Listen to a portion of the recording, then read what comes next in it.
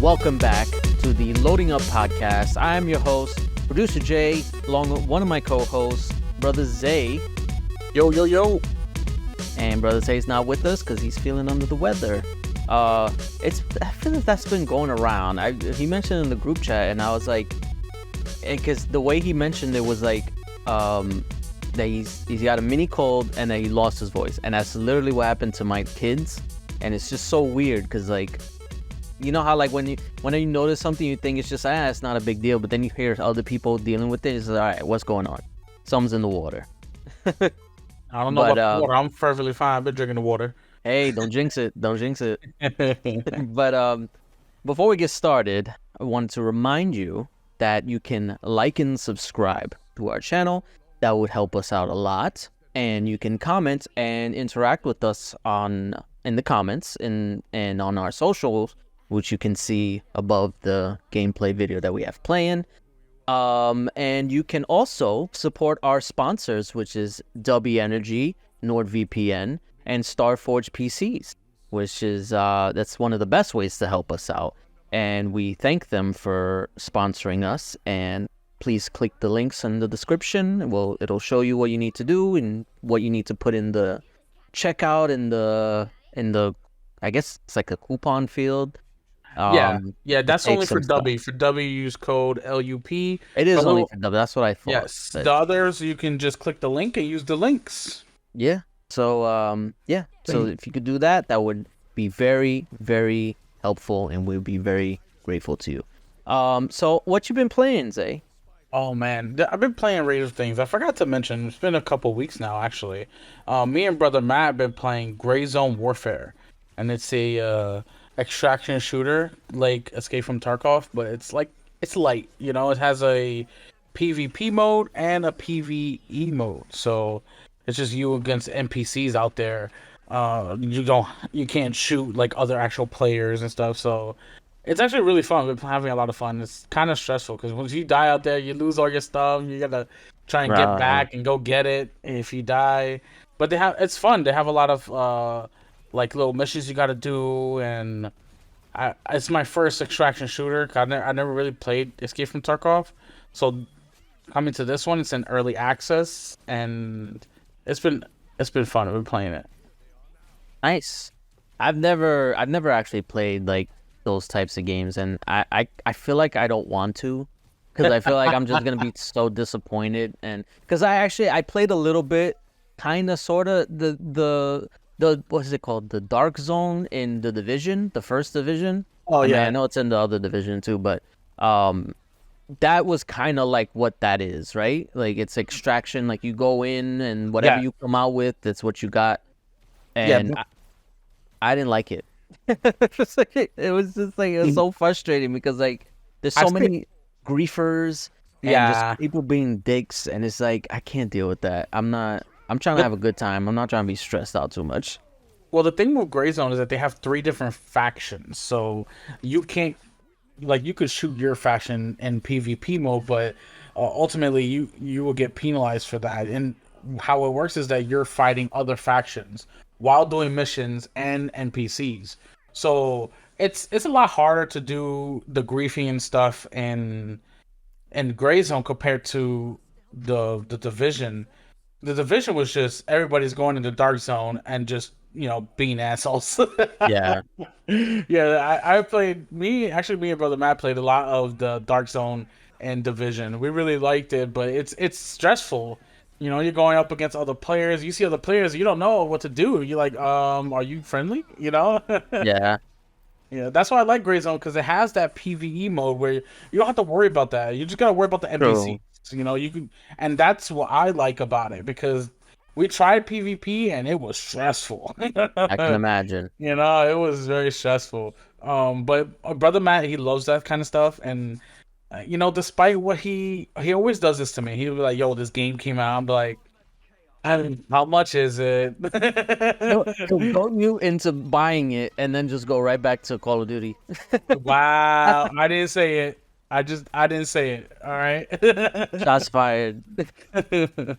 So yeah, I've been playing that. I've been playing other things here and there, like Have a Nice Dad and Another Crab's Adventure.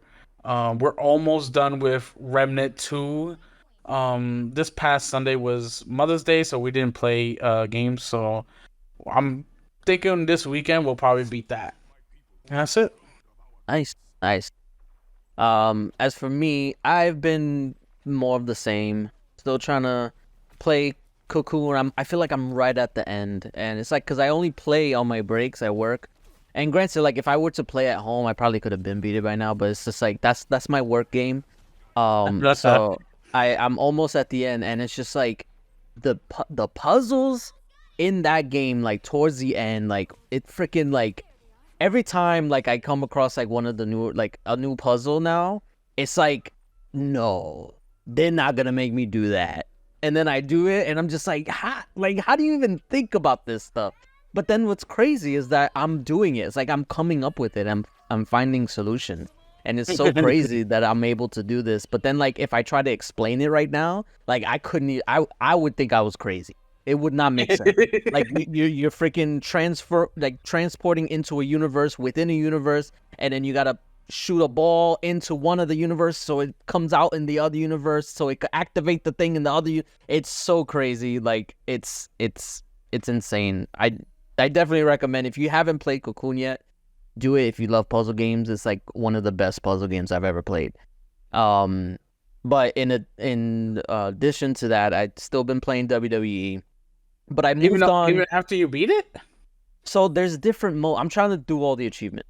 Okay. So, but they're not hard. It's time consuming. So, I've been like cranking down on doing them. I'm trying to get the longest one out of the way. So there's a mode in there. It's called My GM, and basically you have to you play like a general manager, and you just manage your roster and their matches and like how much you pay them, and if they're injured you have to like heal them, or like you have to send them to rehab and stuff. Like it's like a manager mode, and it's like it's one of those things that I wish they made like a phone version, because this is a game I could get lost into, like just playing just like on the go, where I'm on the bus or on the train or whatever on my commute to work. And it's just something that I could just click because it's a manager mode, and it's easy to like. And we were just talking before about before we started, like you were playing Supermarket Simulator. It's just one of those things where it's just like busy work, and it's just like it's easy. You don't have to really think about it, but it keeps you occupied. And I feel like if they were to ever make this into like an app, a separate app, I would be on that all day, every day. It's just so addicting, like just because it gives you like a breakdown of like how much you're spending on each show, and you can upgrade to like bigger venues and all this is that. It's really cool, and I'm glad because I think they brought it back last year or maybe the year before, and but before that it wasn't even a thing. Like it used to be a thing like back in the day, like in the old school wrestling games, they used to have general manager mode, but they took it out and they never brought it back until recently. So I'm really happy that they brought it back, and they're improving on it every year. So yeah, I've been playing that, and those are the two things that have been like occupying my time for the most part. I wanted to, but I stopped myself. I wanted to get back into Starfield because they just released the update, and that patches in the performance mode and all of that. And I was just like, no, I need to. This game I need to give my 100% attention to. I can't like play it like here and there. Like when it first came out, I was playing it like nonstop. Like that was the only game I was playing. But then after a while, it's like I don't know. It's just something about me. Like if I take too long playing one game, like I have to stop. I can't just like keep going. Weird. I know. It's I don't know. I don't know what's wrong with me. I did the same thing for Cyberpunk, because I was like in Cyberpunk and I have like over 100 hours in that game, but then I just stopped because like I don't know. It's not that I got bored. It's just I took too long. You have a problem. I do have a problem. I'm waiting for me personally. I'm waiting for Starfield until the DLC drops. Once the DLC drops, I'm jumping in. Yeah, you beat it already. Did you do? I beat it 5 times. Yeah, multiple times. Yeah, I And went to New Game Plus 5 times. yeah. So yeah, for people who already did all that and experienced like the whole New Game Plus stuff, then I feel like there's not anything left to do. Like this is just like a quality of Yeah, what is it? quality of life Quality of update. life. Yeah. So it's nice to check out, but if you already did everything, then it's nothing really to come back to. But because I know a lot of people, they said they're waiting for the expansion, which Yeah. we'll find out soon, hopefully during the Xbox showcase. But yeah, so I had to stop myself because I was like, no, I can't get too lost in this, not yet. Understandable. It's a big endeavor. These type of games are really big, really, they take up a lot of time Yeah, because it's not just, it's a big type of game that yeah, needs it's a time. commitment. I feel like it's a Yeah. commitment. Like I know a lot of people can play multiple games at once, which I'm trying to do more often, but it's like for a big game like this, you gotta dedicate time to. That's one reason why my group on Xbox decided to play one big game like RPG like Baldur's Gate 3 Yeah, on Sundays, and that's our Sunday game. So you gotta have that sort of time. right. Yeah. But anyway, um, with that, we can go on to the news because we got a good chunk of news, and some of it is a little frustrating. Definitely. We'll start out pretty good. We have so the Take-Two Interactive Software Incorporated did their earnings reports for the fourth quarter fiscal year 2024. And in the reports itself, it stated when Grand Theft Auto 6 will be released. And it's supposed to be coming in the fall of 2025. That's next year, the fall. So anywhere from October to December, or October to December, because winter's not until the 21st of December. So Yeah, I would say October because I feel like a lot of times developers they group September into the summer for some reason. I guess yeah, technically it is yeah, it's because not fully fall, but not fully finished with summer. You yeah, know? it's yeah, because I associate the end of summer with school, and that Yeah. was what I always thought. So school starts early September. That's it. Summer's over. But technically, you still got a couple more weeks left of it. It So still be hot as hell in September. yeah, you're right. So yeah, so this sort of like surprise, leak of the launch date for Grand Theft Auto 6 really is like just out there because nobody really looks at this. Nobody's gonna go into an earnings report for Take-Two and try and find. This is all just for like us weirdo nerds who want to look into things. Yeah, I mean it's been announced pretty much like in all the top social like apps Yeah. on Twitter and stuff like that. Even like the ones that don't really cover gaming, they were reporting on it. Like the one that I Well, sent you in the group chat, that was not a gaming yeah, it one. wasn't. Yeah, But yeah, so I mean it's a big enough game that's worth reporting on. for sure. Um, For sure. but all right, I'm gonna be honest. Okay. I don't think this date is set in stone. I still think that this game is gonna get delayed because every single Rockstar game has been delayed, either once or multiple times. And I feel like this is just gonna be the same thing. Like I feel like at this point, it's not a real Rockstar game unless it gets delayed. Well, let's say this. Think about it this way. What if this, summer games fest or whatever they announce it's No, we're gonna not doing this again. listen, We did listen, this listen, last year. They're listen, not listen, gonna listen. announce it at the game or Summer Game Fest. Let's say it happens. They say summer, right? They say summer of 25, and then they delay it until the fall of 2025. There goes your delay. No, it's. I think it would take well, I guess. Unless Rockstar is willing to potentially release, because they said, all right, so in this earnings report that this came out of, it was also revealed that they lost a lot of money. I think it was like $2.9 billion. I don't remember exactly what it was over. Like I think it was just lower sales for like their games, lower microtransactions, because now that they announced GTA 6, everybody's already preparing for it, So I mean, granted, maybe the diehards in GTA Online are still gonna be playing that, but um, yeah. So I think there is a potential that Rockstar might be willing to release this game regardless of the state that it's in. I don't know if like that. We don't know because I feel like Rockstar games tend to have like a certain polish to them that is like second to none. Like those games come out, there's rarely any glitches, and if there are, they're very hard to spot and very like specific. Um, but this might be a change, and that's why I feel like this is gonna be a delay. Like there's always gonna be a delay, and unless they're willing to give up the polish and just release it when they said, I think this is just gonna wait until spring 2026. Oh, no, you're bugging. I honestly think everything that we saw, including from the leaks and from what they're saying themselves, I think the game is in a state where they can play it now, and they're now crunching to polish to release in 2025.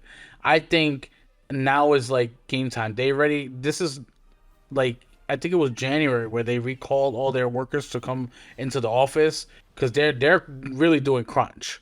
They're crunching, Yeah, because they're out there, they're in their zone trying to get this release, and I think it's going to be on time. And I say that because they lost a lot of money in their earnings reports, they're banking on GTA 6. You know what I'm saying? Remember all the kids that decided to get GTA 5 back when it came out in 2013. They're all adults now. yeah, And then all the people who were fans for the older games themselves, San Andreas, Vice City, they're still out there, still playing games. They're banking on GTA 6 hitting hard and bringing that revenue up for the company. I can guarantee you, they're not gonna delay this game. I feel they won't delay this game. Let's make a bet. I'll do $5. $5. All right, we'll see. That's right. It's set in stone because it's on the podcast. All right, we'll see. $5 on the line. There we go. There we go. But what this does do is basically Rockstar shooting their shot and be like, listen, if you got a game coming out fall 2025, you best change that date because you ain't gonna sell nothing. I think the only one who will be able to rival it would be Call of Duty. I was just about to say that, yeah, Call of Duty or maybe like a sports game or something like that. Like think Nope, NBA comes out that around that time. Not even a sports game. Nah, only Call of Duty. I think NBA could do it. You like I think they. I mean, it's also the same company. It's also Take-Two. Yeah, it's Take-Two. Yeah. So maybe they might not release it close, but I still think they'll release it in the same time frame because people are habitual. They'll buy each release every year. If it's gonna come out in the fall, they can do a summer release for the NBA. Nah. People, like I said, it's habitual. People know October comes, NBA. But not next year. well, not next. I think everything's gonna get shifted around next year. For sure. Yeah. Let's all right, we'll continue on because that's it for GTA 6. Let's hopefully we see it next year. And now we're gonna get into rumors, okay? Because a lot of the game journalists or just journalists in general, they don't have to be part of the gaming industry, are picking up rumors that more Xbox games are coming to PlayStation. And they're even stating that they may have titles that are gonna leak. They have titles that are gonna leak out into PlayStation from Xbox. Now, the thing with these rumors is that they're misrepresented from a Jez Corden, who's from Windows Central. He came out with an article and they misrepresented and misquoted him and taking his personal opinion as if it's this, brand new leak that's coming out, and that's just not true. They're just picking quotes and putting it to a narrative so they can write an article for clicks, for likes, for shares, because that's what I think they're doing. But ultimately, the rumor was saying that more games are coming to PlayStation, but that wasn't what was said or is even a rumor. Jez just said that Satya Nadella doesn't want any sort of red tape when it comes to games. He wants to see more games go everywhere because that would mean more money for him and his company. That's just his personal opinion, Jez's personal opinion on the matter. But none of this has been confirmed. None of this has been talked about. No leaks or all. This is just his personal opinion. And because he has sources that have given him, leaks before, now everybody's running with that all these games are coming to PlayStation. Yeah. And it's like, I get that he's doing his best to kind of differentiate from what is in a report and what is his opinion. The thing that got me though, and it's like this article that people are quoting him from or taking what he said from, it wasn't even about like that whole plan. It was about Satya Nadella and his strategy for Xbox going forward and what he, Jez, believes is good or bad about it. It was literally like an opinion piece, essentially. And just basically going over like timeline and what Satya has said about gaming and all the stuff regarding ABK and stuff like that. And it paints a picture that could potentially see a future where more Xbox games are on PlayStation. And he never said all. He never said every game is coming. Yeah. He said that more games would come, which I feel like a lot of people kind of assumed already. Because with these 4 games initially, like you knew it was a test. They said it was a test. Yeah. And while games like Pentiment and Hi-Fi Rush didn't exactly like light the world on fire, Sea of Thieves has. And I think did Grounded come out already on PlayStation or no? Is that later on this year? You know what? It's a good question. I think it's later on. I think I feel like it's later. Yeah. So Sea of Thieves was the most recent one. And I feel like that's the most successful one. So I feel like they're going to take this data because that's what Microsoft is. They're a data company. That's why they've been around for so long. They follow what the trends are. Sometimes they follow it too early. Like if you look at the Xbox One launch, like all the stuff that they said they were going to do, it eventually came to be. It's just they were too early. And like we're talking about all the TV stuff and all the games that they were going to turn TV shows and movies. That eventually happened. Like literally the top 2 shows right now were like The Last of Us and Fallout. Yeah, video game franchises. So it's like they saw the writing on the wall. It was just they're always too early to the party. And they're ahead of the game. They're ahead of the game, but then people are just not ready for that. They're not ready for it. Yep. Yeah, so so they're a data-driven company. So they're going to use this data to see what games would do better going into the future of their multi-platform strategy. And he mentioned that if Sea of Thieves was a success, then that would kind of lend to the idea that maybe Halo would do better on or do good on PlayStation as well, because that is also a live service game. That doesn't mean that he said that, yes, it's happening. It's just his opinion. And I think a lot of people are just very touchy on this subject on both sides because they want to know. And I think that's what the issue is that they want to know definitively what's going to happen so they can prepare for it. And do they sell their Xbox? Do they stay put or whatever? Yeah. And I get it, but it's like just wait for an announcement. That's all you need to do. That's the thing. If you're worried about what's going to happen to the future, just let it come from Xbox, Phil Spencer, Sarah Bond, Matt Booty. Let them say it, and then you go from there. But this constant fear-mongering over opinions and leaks and conjecture and speculation, it's like you're getting too stressed out. Like it got to the point where it was just like, I can't see it anymore because I was getting annoyed at the doom and gloom that constantly happens. I had to mute Xbox because I just couldn't deal with it anymore. Yeah, the problem is that these things come out and websites like Reset Eric spins it and releases it, and people take Reset Era seriously, which they shouldn't be taken seriously at all. No. And then Xbox players see this and they're like, well, what's gonna happen to my games or exclusives? Will I still have them? What's the point of having this Xbox? And then you got PlayStation players like dying for games because they're so dry over there. They're like, bring it, bring it, bring it. You know, Yeah. it's a two-way street here. They need to. We always say this. They need to get their messaging right. But the fact of the matter Yeah. is, the messaging has been right. People are just listening to other bullshit that's on the Yeah, side and on it's like, internet. yeah, it's like they got short-term memory. Like it's like from day one when they first acquired Bethesda, Phil Spencer said it's going to be on a case by case basis. That's Yeah. all it's ever been, and that's what it continues to be. But Yeah. people just don't want to acknowledge that. They No. don't care that he said that. They just Yeah. want to believe what they want to believe. Yeah, they hear the corporate speak, and then they're on Twitter, and they see all this stuff coming out on Twitter, and they're like, "Well, what's true?" Not the Twitter stuff, I guarantee you. Yeah. You know, I want to say like 99% of the Twitter stuff is just BS. I even tell my son this: 99% of the stuff on the internet, YouTube, Twitter, TikTok, 99% of it is probably fake. Yes, Like, I don't tell my listen. kids the same thing. Yeah, yeah.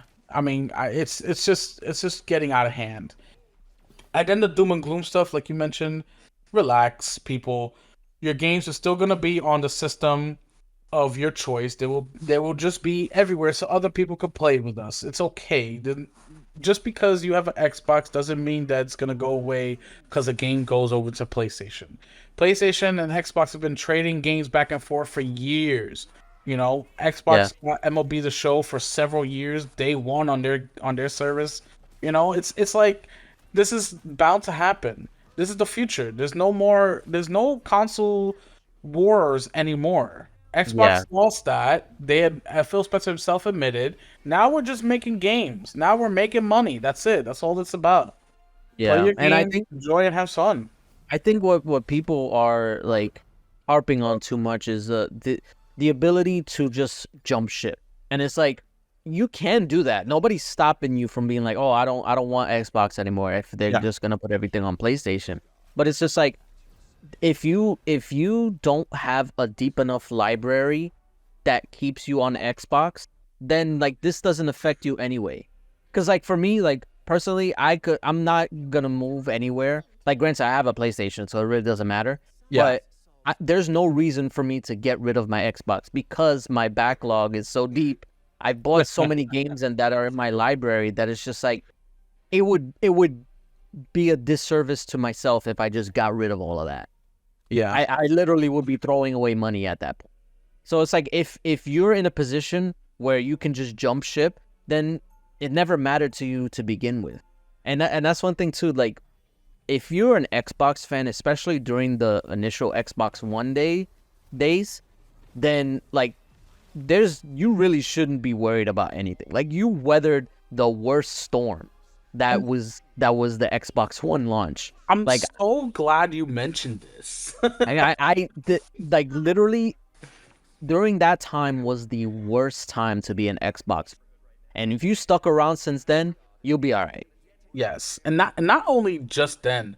Remember, we survived the Red Rings of Death for Oh, crying out Red Ring loud. of Death. Oh man. If See, the thing is, if we survived the Red Rings and Xbox One launch, you're fine. Calm down. yeah, you'll survive this. Yeah, you will. Everything will be fine. Yeah, but Xbox isn't going anywhere. They literally and I mean we'll get to it. They're opening new studios. They're Yeah. doubling down, like Satya said. And knowing how Microsoft operates, the console itself, while it may not be the focus, like overall, or it might not be like the centerpiece, it's still gonna exist. Like it's not going nowhere. Yeah, They're they've been they making even- more, so Yeah, they said they're making more, and they keep, especially during that Sarah Bond interview last week, that she reiterated that this next gen is gonna be like the largest leap that we've ever done. So crazy. these consoles are coming still. So if you like Xbox, then just stick around. Yep. Yep, definitely. Speaking of getting things canceled, we have Ubisoft canceling games. Of course, It always seems to happen. They had Yeah. a the Division Heartland. It's a spin-off from the Division franchise. They were playtesting it and working on it since 2021. They just canceled it. I know Brother Matt got to play in a exclusive playtest that he wasn't able to share or anything like that. Um, he got to play it several times. I think it was twice where he played it, and it was a play on the Division, but instead of in a like a big city, it was like in a rural area. Um, the plan was to have a free to play shooter to offer an experience similar to the Division with dedicated PvP section and PvE sections. So it sounded kind of like a Dark Souls. extraction shooter, like but it was set in a open world rural area.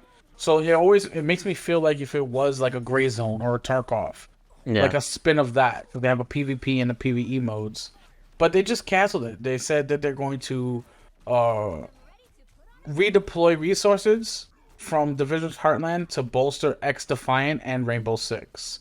And Yeah. they said don't worry, we have more games coming out this year. So of course they do, but this one I wanted to see at least get it to sort of state where more people can play it because I don't feel like enough people got a chance to get their hands on this. I know it was like in testing in early alpha stages, but I feel like if Well, it, more of the public got their hands on it, then maybe it could have came out. I think they were just not enough on the testing side for the public, not just their own yeah. testing. You know? Yeah. I mean, it's always sucks when a game gets canceled before like you even get to see it. But this one even worse because people did get to see it. Yeah. And I guess like maybe they're trying to pivot from that free to play stuff. And I think that's what like maybe it was so entrenched in that model that they couldn't change it into anything else. Now, I don't think this is like the end of the Division games. I think maybe it's just this version is it was too far gone that they couldn't like reallocate or like re what's the word I'm looking for? Like just change it up so that they can release it like maybe as a traditional Division game. I see what you're Um saying. yeah, I just it just sucks and it's yeah. I like the Division. I never got to play 2. Or I Oh, did play 2, but I didn't play it enough. oh, it's a shame. I really like Division. We put a lot of time into the That Division. first one, I don't know, something like I got super into that game. It was probably because it was in New York and I felt like that more like closeness to it. And it was also it was like winter time. And that's you don't really see that often in game. Like I Yeah. feel like games for whatever reason, they don't like doing games in the winter time. It's always like spring, summer, or fall, but it's like never winter. And I feel like it was something unique for the time. Yeah. Um Well, Division Two was set in DC, and Washington DC. yeah. And it was good. We played a lot of it. It was really cool because some of the missions had you go into the actual buildings. You go into the White House, into the Capitol, into the monuments. So it was really cool. I actually liked it a lot. We played a lot of it. So Yeah. I mean, it sucks, but maybe we'll see the division come back, maybe like a proper Division 3. But I Well, they think are still working on Division Resurgence, which is a mobile game that they're developing. And it's supposed to come out actually later this year, oh well, okay, so then we'll see that. But I'm talking about like a like a AAA big game, right? yeah, Yeah, so I think that we'll see it again, but maybe it might be a little bit longer just to kind of like let us miss it, so that way when it comes back we'll be like, "Oh, you know." yeah. All right. Well, we have, like you mentioned, we have studios being opened by Activision. Activision's announced that they're opening Elsewhere Entertainment. It's a new studio with a new team headquartered in Warsaw, Poland, with additional resources in the US, and is exclusively focused on creating a new narrative based and genre defining AAA franchise. They're saying that it's built from the ground up, and it will be is a premier and standalone studio dedicated to establishing an environment that inspires bold and diverse ideas. And the team's underlying mission encourages everyone to explore and elaborate creativity to craft a franchise with an enduring legacy that resonates far beyond games. It has of developers from talented teams, including The Last of Us, Uncharted, The Witcher, Cyberpunk, Destiny, Tom Clancy's Division, just like we talked about, and Far Cry.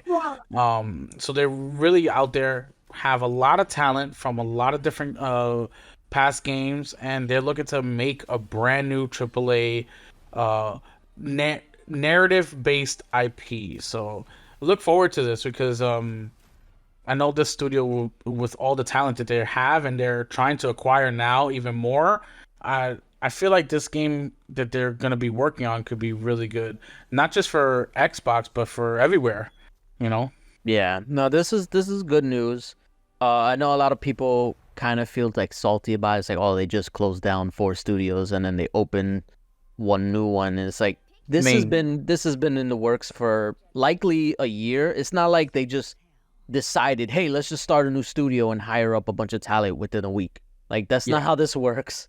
Yeah. It probably was in the process for a while, and also it's separate from Bethesda. I was Like, just about to say there's two. They're all part of Microsoft Gaming and Xbox, but Ultimate Vision is separate, completely different from Bethesda. yeah, they operate on like their own thing. Yes, there's some interconnectivity and like cross branded stuff. But overall they're largely run separately. And Yep. I think that's for the better, because if you muddy the water too much, then it can cause issues, and it's like certain developers are good at other stuff, and it's like, yeah, like you can have them help, but overall in terms of like business, they're run separately, and I think that's for the better. Um, as far as this game goes, I mean, I don't know when we're gonna see this. Probably like No. Uh, a few years from now. Definitely at Um, least 4 years yeah, away. like 4 years before it even get announced or whatever. Yeah. But it's cool that they are making a new studio. I think this is like the first time that Xbox has even made a new studio since what was it? The Coalition? I think. Right? I don't think they've Um, ever made another studio before that or after that. you could be right. Yeah, because all the other studios they have, they've acquired.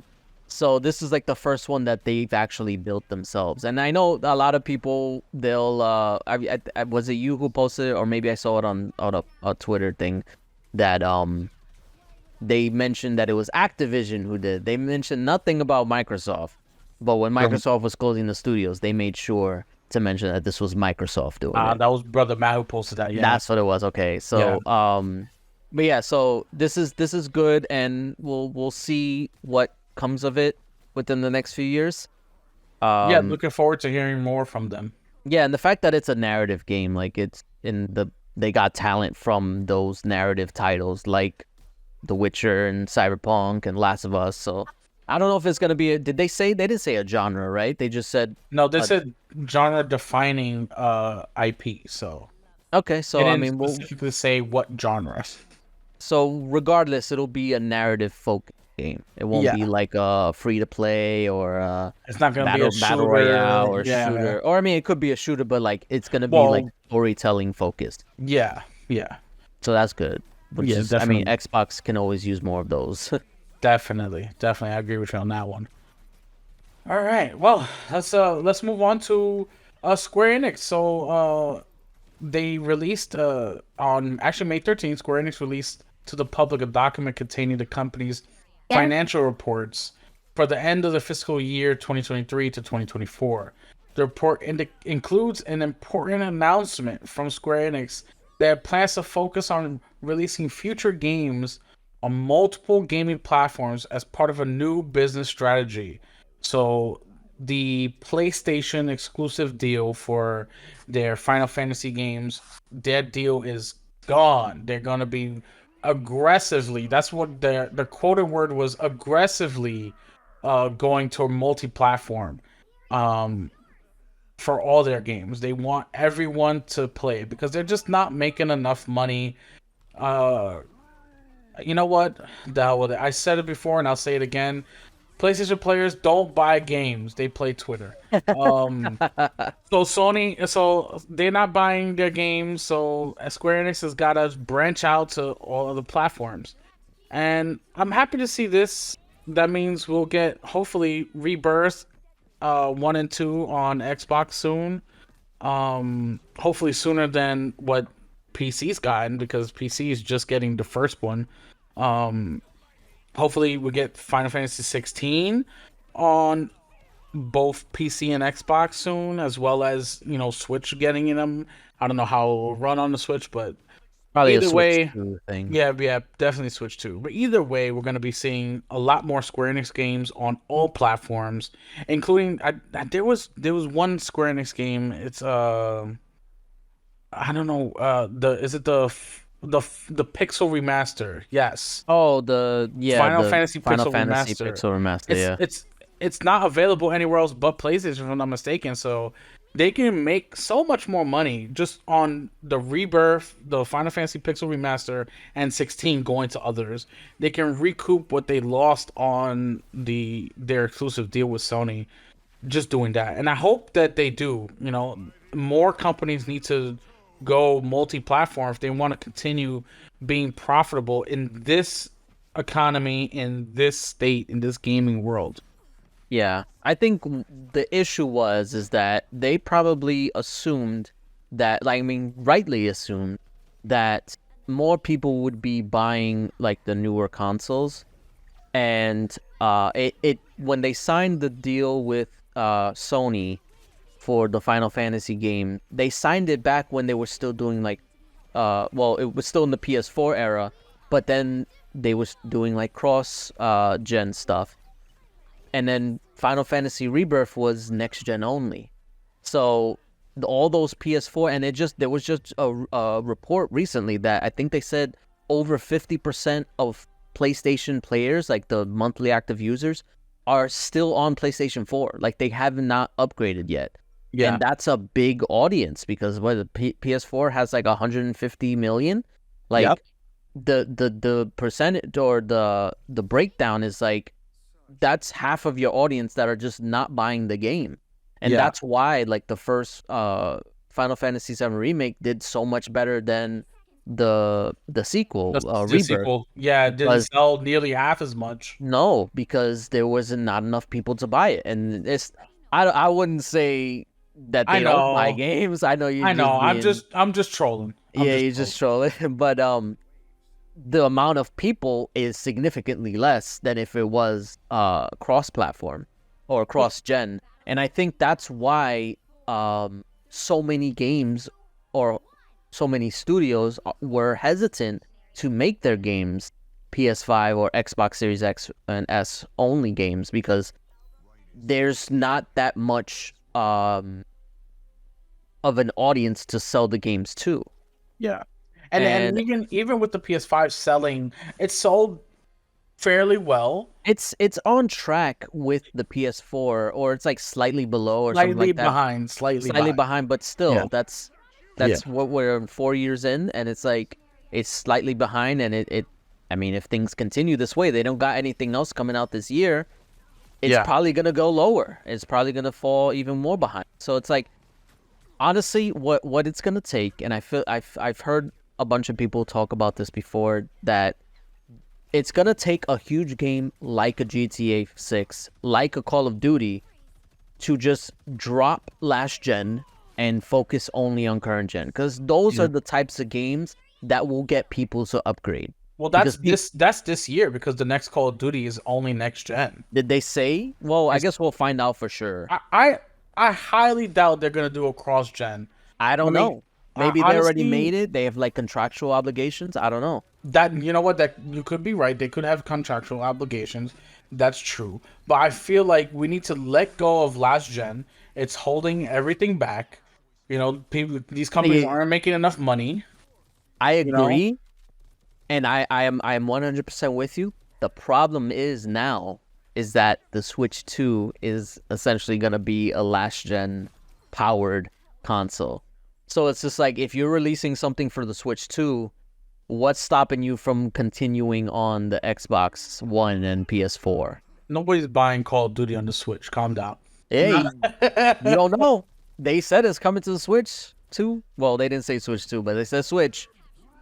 I'm assuming that this Call of Duty coming up is part of that agreement. I'm just saying.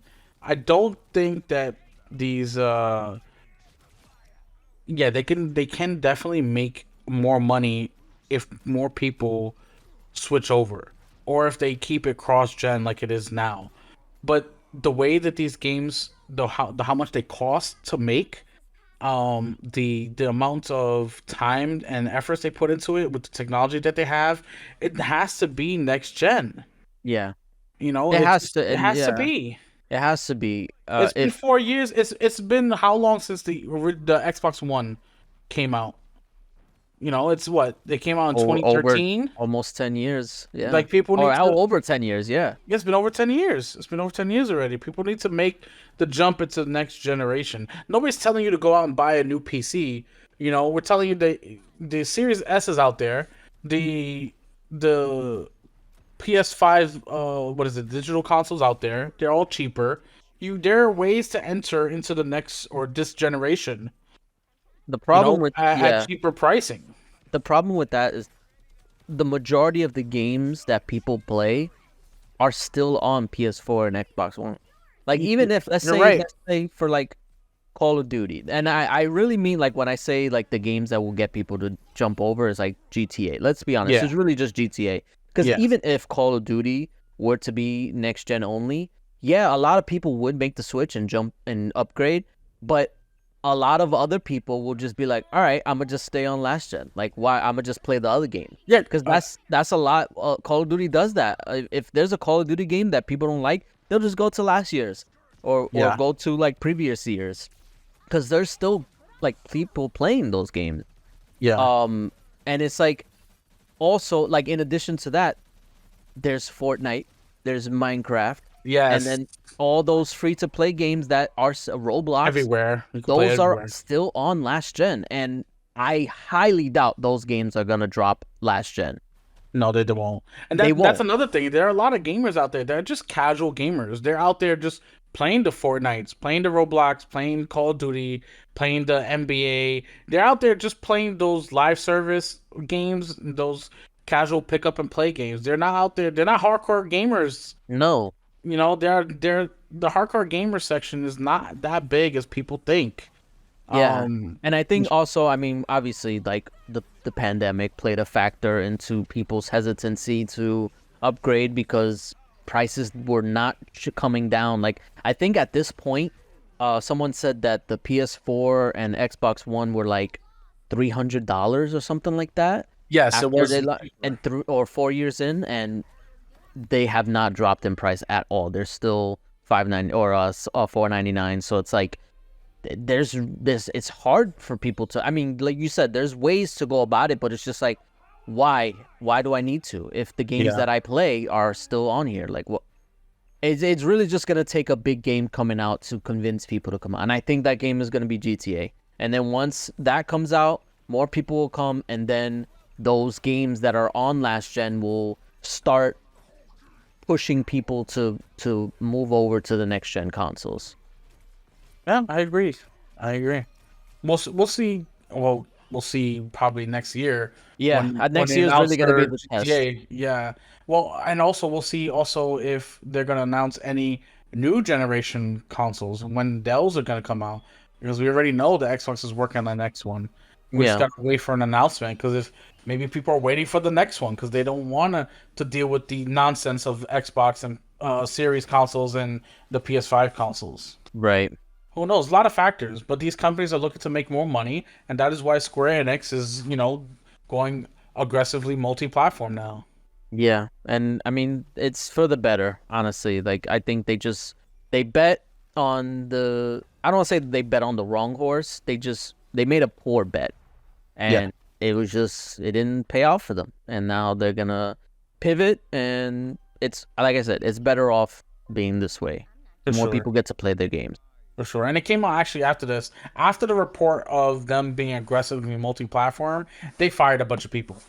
Oh, naturally. Yeah, yeah, they fired So it's actually like it's hurting the company to the point where they are fired a bunch of people, and and I just sick and tired of seeing people in the I gaming know. industry lose their job. It's every week now, every week there's something new. We already surpassed all of last year's total amount of people who got fired in the games industry. We're already surpassed that, and it's not even we barely making it halfway into the year. So Yeah. it's getting ridiculous. These companies need to find better ways to cut costs without cutting jobs. Do what Nintendo did. The CEOs need to take a pay cut. Especially now with this next news article that we're talking about is PlayStation names Herman Hulst and Nishino as the new CEOs of PlayStation. So like now you got two CEOs here at PlayStation. Sure, they may be doing different things, different parts of the business because they are leading different business parts of Sony Interactive Entertainment, but I'm pretty sure they're going to be getting paid a lot of money. And meanwhile, Yeah. they're firing and closing studios too. So it's a balance act we have to do here.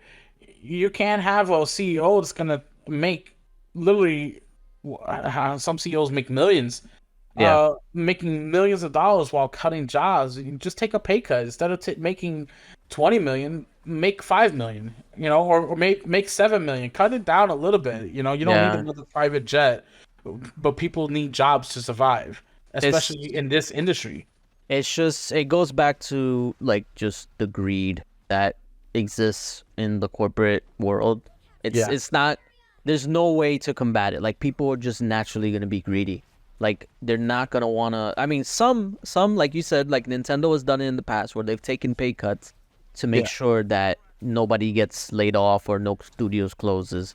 But that's not like in at least in Western business, that's very rare, and you're yeah. not gonna see it as often. So to expect that from like a Sony or a Microsoft or any other publisher is like I you know. you might as well ask them to just pay you directly. Like it's not Yeah, gonna happen. They're not gonna pay anybody. yeah, So um but yeah, so they did do the new CEOs, and it's interesting that they're kind of taking the approach that Microsoft did, where yeah. they're divvying up the task instead of having one person deal with everything. They're splitting it between the business side or the hardware side and the software side, which is good. I'm glad that they're doing that because I feel like sometimes it can get muddied, and I feel like I mean, at least in my opinion, I mean, I know PlayStation fanboys might feel different. That they will feel different, but I feel like the PS5 from a hardware perspective is very lackluster. Like from the power to the look of it, The design, the yeah, the design design, for me. Oof. it's just like it clearly somebody was just like they didn't care. Like they were Yeah, just like they took too many days off and was just like they just let too many things slide. That is yeah. not good design, and it's just like they thought that it was like a PS3 thing where it's just like oh we got the goodwill, like people will buy it, they don't care. And to a certain extent they were right, but overall I still think it looks ugly, and even the Terrible. redesign, the slimmer model, whatever, it's still ugly. It's super um ugly. yeah, it looks worse. But Yeah, yeah, I'm hoping that with this division, like it makes people or it allows each CEO to focus on the things that matter the most to that division. yeah, So the hardware stuff, like they can focus on that, make sure that the like a PS4 or PS5 Pro and whatever next gen console they end up doing, PS6, um, is like both from a power perspective and from a technical perspective, the best it can be. And obviously Herman Hulst, he's been he was like one of the founders of Gorilla, right? Gorilla Games. yes. He Yeah. was. He helped develop Horizon and Killzone for Yeah. Guerrilla So Games. I mean he's been with the company for a long time, and at least they got somebody that's within and not just a suit. That was one thing that, like, I mean, for all you can say about Phil Spencer, he plays games and he knows, like, he was managing these games. Like, he was a developer for a long time. Yeah. Microsoft before he became the head of Xbox Studios. I'm glad that they made this move. Although the only thing that I'm a little hesitant about is Herman Hulst has been known to be essentially Jim Ryan 2.0. So I have a feeling that we're probably gonna see more of the same with in regards to like their strategy from a software perspective. So we're probably I mean, gonna see more focus again on the live service aspect. Um, they had tremendous games when it comes to live service. Their breakout hit of this year, Helldivers 2 oh live yeah, service that's game. what I'm saying. Like So they're gonna keep going down that road for sure. yeah, that game being as successful as it has, basically kind of like it spoke volumes to where PlayStation is gonna go in the future. Obviously, they're still gonna make other games, like they're still gonna have the story driven games, but that's not gonna be the focus anymore because those aren't the system sellers anymore. I don't think any game is a system seller anymore. I don't It's even like think Helldivers 2 was a system seller because no, because without it's the on PC, PC, and yeah, without the that PC market, Helldivers 2 wouldn't be as successful as it is right now. no, absolutely. I think it's like 75%. I mean, I'm guessing. It's up there, 70 It's something. something, yeah, something large like that. The audience is on PCs, so it's like that's why they're making the pivot to PC and that's why they're being so aggressive there, and that's why more games are probably gonna be day and date on PC, Yeah. regardless of how the fans feel. No, So no, no, not just the fans, the fanboys, the hardcore fanboys. yeah, Yeah. Because but like I said, it's a bubble on those on Twitter. yeah, of course. But yeah, so we'll see how this new regime plays out. But I honestly have a feeling that it's probably just gonna be more of the same. Which No. I guess is not the worst thing ever. Like if it's more of the same with Jim Ryan, then like it's not terrible, but it's like you want to be better. Oh, you definitely want to be better. They're not making enough money to obviously with they're cutting jobs and stuff as well. It can't It's be any not. worse. Let's Yeah, put it that yeah. way. I mean, it could get worse before it gets better, but let's We'll hope it find. Yeah, doesn't we'll get see. worse. Yeah. Yeah. And I guess the last bit of news, which is it's a lot. It's about Assassin's Creed Shadows. So the trailer as well as the like announcement for when it's gonna be dropping came out. I think it was the other day, and it was received as expected. So Assassin's Creed Shadows is the next Assassin's Creed game is based in feudal Japan, and they are going to be playing two characters. It's not the first time that they did two characters, but they're going to be doing two characters. There's a female Japanese assassin or ninja, and a African American samurai Yasuke. So historically accurate, Yasuke was an actual person in history who became a samurai in Japan. So they're taking historical liberties with the game, and it's personally, I'll get to my personal feelings. I think this game is gonna be great. It's gonna be amazing. I can't wait for this game. No, it definitely looked really cool. I know Yes, they just showed the cinematic, but yes, um, they it did a good job at selling the game for because sure. granted, like I've said it before, I have like all the Assassin's Creed games, but there's a reason for that because I know they're gonna be good. At Yeah. least they're gonna be good. Like I don't think there's ever been like a terrible Assassin's Creed game, at least to my knowledge. Well, there was. Which one? Mirage wasn't that great. It wasn't terrible, but it wasn't great. Oh, well, yeah, I And guess. and I personally didn't like the one with the twins in London. I forget the name of it. Oh, I don't know the name of it. It was so bad. I didn't like it. yeah. No, I know which one you're talking about. But yeah, so I feel like Assassin's Creed games are a safe bet. Um, Syndicate. Sorry, had to get Syndicate, there you go. it out.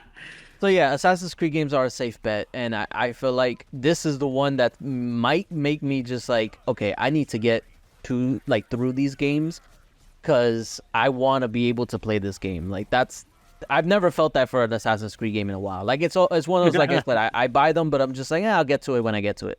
But this one, I'm just like, I play it. I gotta get to it. It looks dope. So I can't wait for it. I'm super no, excited. it looks great, and well, we don't know the story exactly, but the time period and the characters and stuff like that. Obviously, there's some controversy, which naturally you saw it coming a mile away. The woke squad, or the anti-woke squad, I guess you could call them. They're trying to push their narrative that Ubisoft is just being woke because they included a black character in a feudal Japan setting, even though it's a real character, which is actually the first time you're playing as a actual person in an Assassin's Creed game. Yeah. And it's like the amount of horrible takes that people are having to mask their just blatant racism. Racism. Glad you said it, because that's what it is. That's what it is. They're too afraid to say that they're racist, so they're freaking making mental gymnastics to try and justify why they're upset. And it's just like they're turning themselves into a pretzel, just trying to like argue this. And it's just like, just say you're racist. Like, just say it. I would respect you more if you said it just outright than if you try to just hide it and try to bullshit your way into justifying your dumb opinion. Hold up, I don't respect racists. Fuck them. No, but I get what you're saying. I know. I don't respect them, but it's like, Yeah, at no, least I have some understand. dignity. At least have the balls to say you're racist. Don't hide behind like terminologies like woke or just or was it DEI or something like that? DEI or don't hide behind the fact that like what is it, Sweet Baby Inc. Oh my god. Yeah, I know, it's terrible. So a lot of bad takes. They're even threatening one of the lead writers of Assassin's Creed Shadows, who they're saying because she's a white female with pronouns in her Twitter profile, how could she make a story about a black and Japanese character? They're actually threatening her online. It's absolutely insane. Like, she's the only one working on the game. Yeah, like, yeah. She oh my god, wrote it all by herself. Yeah. She had no help from anybody. No African Americans actually worked on this game. Yeah. So fucking stupid, bro. It like, really is. And it's absolutely insane. What gets me is just the fact that like they're trying to say, they're trying to. He was not actually a samurai. Like, if you want to be historically accurate, you gotta do it right. And first of all, Assassin's Creed has never been historically accurate. Like, right. That's never been a selling point. They took a time period that was historically accurate, but the character you always play as and the storyline that plays out has never been historically accurate. Never, ever. First of all, Valhalla, you're out there as literally fighting Loki and you're fighting gods. You're fighting gods. Like, come on, that's not historically accurate. They're just taking like you said, a timepiece and making it a game. Like, come on now. Yeah, they're just weaving the story around a significant point in time, and it's like that's always been the case. So why would you expect this game to be 100% historically accurate? Like, it makes no sense. Like, there's no what is it? What they call the little thing, the little orb? The Apple of Eden. Apple of Eden. Yeah. There's nothing like that. Like, that thing, that magical thing that freaking controls the time thing. Like, that doesn't exist. Yeah, there are no animuses. We cannot visit our past selves. Yes. Yeah, exactly. The anime. I don't think the animus is a thing. Is it? I haven't played the recent ones. It is. Okay, but yeah, so yeah, why are people trying to like? And then like so those people were saying like, oh, the first game in feudal Japan, it's a black character, and it's like, okay, think of how many feudal Japan games that are out, like in general, like from all like generations and stuff like that. There's so many that you could actually lose count by how many there are, and they tell the same exact story. Yeah. Ubisoft, if they were going to do this, they had to stand out, because they if you're going to do a feudal Japan game, you have to do something different. You Yeah, can't you just don't want it to reiterate, be like a Ghost of especially Tsushima remake. exactly, especially since the Ghost of Tsushima just came out, and it just came out on PC too. Yep. So the fact that they already have a game that's set in feudal Japan that does a good job at one like accurately portraying the time period, you don't want a copycat. Like No. that's something you don't want to do, and it's just I don't understand like why people will just bend over backwards to just be bigoted. Like Yeah. just don't play the game. That's it. That's all you gotta do. Yeah. Just don't play the Listen, game. listen, if you want to be mad at the game, okay, be mad at the game for a practical reason. Be mad at the game because it's the way it's priced. Oh You know, yeah, that the way it's priced is absolutely scummy. It's $70 for the game, which is fine. That's base game. normal. That's what everybody says. That's But the new normal. yeah, that's just new normal. So, but also like you have a mission locked behind your season pass. You have a mission that you can play day one locked behind the season pass, which is scummy. Like you have to pay $90 to $100 just to get that one mission. So the game essentially is incomplete. If you buy the $70 version of the game, Yeah, and it is $130 version of the game that comes with absolutely everything, right? Or you can just get it on their service. no, the For Ubisoft Plus. the Yeah, Ubisoft Plus for like $17.99 a month. And that is crazy. These type of games that you could put into at least 100 hours. You're not gonna do that in 1 month, especially if you're a father, if you're a parent, just a parent yeah. in general. If you have a You have a full job, time job. Yeah, you're not gonna beat it in a month. So now you're stuck with Ubisoft Plus for several months, maybe even longer, simply so you can pay a game and play it cheaper. Meanwhile, you could have just paid the initial 130 and be done with it instead of paying, upwards of hundreds of more of dollars for their service. It's absolutely scummy. If you want to be mad at Ubisoft and the game, be mad at the way its pricing is structured. Be right. mad at that, not because it's set in Japan and you have a black character. First of all, he's one of the first historically accurate characters in the game, and like you said, they had to do something different. And I think this is perfect because there's no games with this. They had an anime. Yasuke had an anime. It's like Is it Afro Samurai? no, they had an actual anime. It's on Netflix. Oh, it's actual like oh yeah, that's right. Yeah, Yes, yeah, it I had an actual remember. anime. So, like, there's no other medium besides the anime. There's no other medium for this particular story. We just hear about it, you read about it. So this would be really great to set this up into the game. And I know, I'm a big Assassin's Creed fan. I've played absolutely all of them, even the ones I hated, like Syndicate. I played Mirage as well. My absolute favorite was Odyssey, and the team that made Assassin's Creed Odyssey is making this game. So I have super high hopes for this game, but I'm still pissed off at the way they structured the pricing. And that's okay, because that's something that people should be mad at. And you should not be mad at because you added because there's a black character. You're a racist for that, and we just don't accept that here.